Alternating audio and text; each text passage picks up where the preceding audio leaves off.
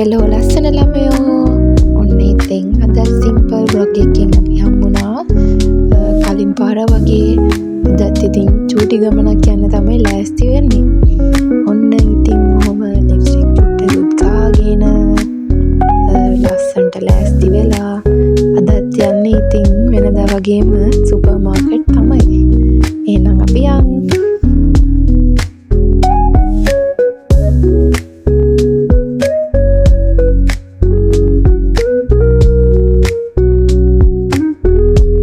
ඔන්න ඉතින් වෙනදා වගේම බලන්නකො අද කාත් එක්කද යන්නේ කියලා.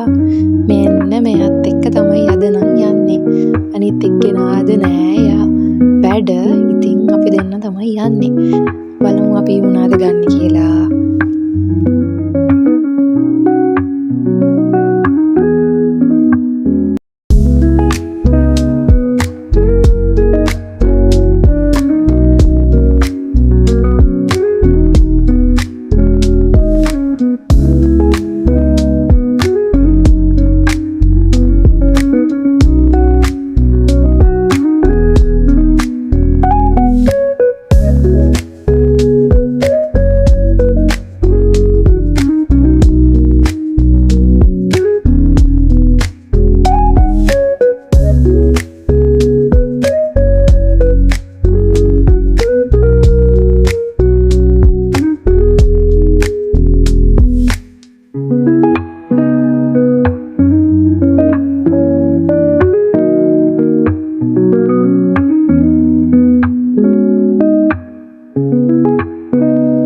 ඉස්සෙල්ලාම උන්න ගියේ පළතුරු තියෙන පැත්තට මිදි ගෙඩියක් කන්න කියලා. යද්දින් මිදි ගණන් වැඩි ළමයි. ඉතින් මිදි ගත්තේ නෑ අපි. ඔන්න බලන්න හොයලා බලලා තියලා තාපහු යනවා.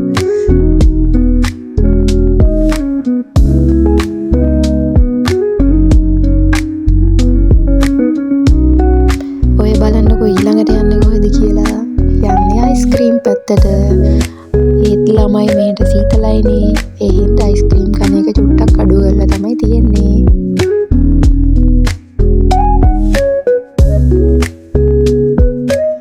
අපිට ලංකාවේ ලවලු පළතුරු, එතකොට තව සෝස්, ජෑම් වර්ගත් තියෙනවා. ඒ විතරක් නෙවෙයි 3-5 මිරිස් කුඩු ඒ දේවලුත් තියෙනවා. ඉතින් ඔන්න ඔහම ඒ දේවලුත් අරගෙන මගේ යාළුවා ගියා ක්‍රීම් තියෙන පැත්තට. මගේ යාළුවා නම් ක්‍රීම් එකක් ගන්න හිත. ඒත් මම නම් ගත්තේ නැහැ ක්‍රීම්. හැබැයි මගේ යාළුවාට වැඩි බිලක් දාගෙන තමයි අන්තිමට ආවේ.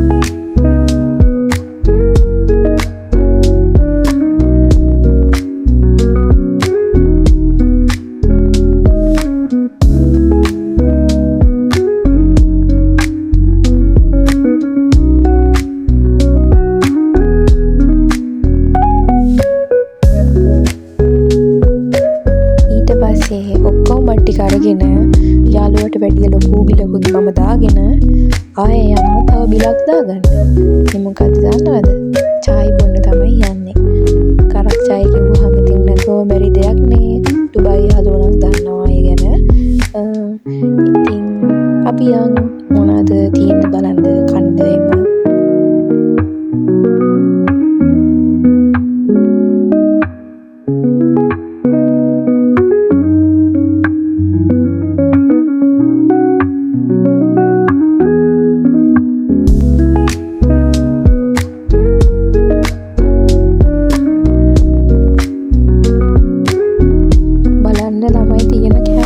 ගොඩ.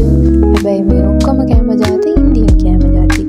ඉතින් අපි කරක් චායි අරගෙන කන්න දේවලුත් අරගෙන ගෙදර යන්න තමයි යන්නේ.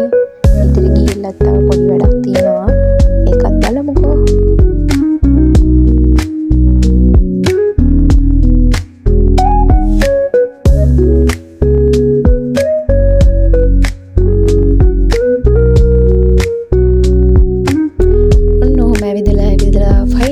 ගෙදරට ළඟා වුණා.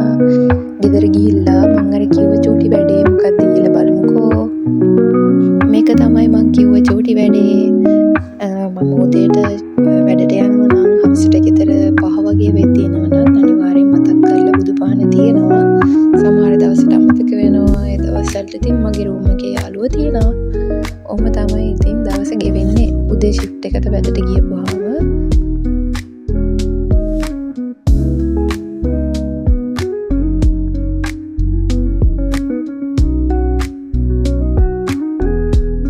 ඔයාලා මගේ බ්ලොග් එක මුලින් ඉඳලා බලන් හිටියට ගොඩක් ස්තුතියි.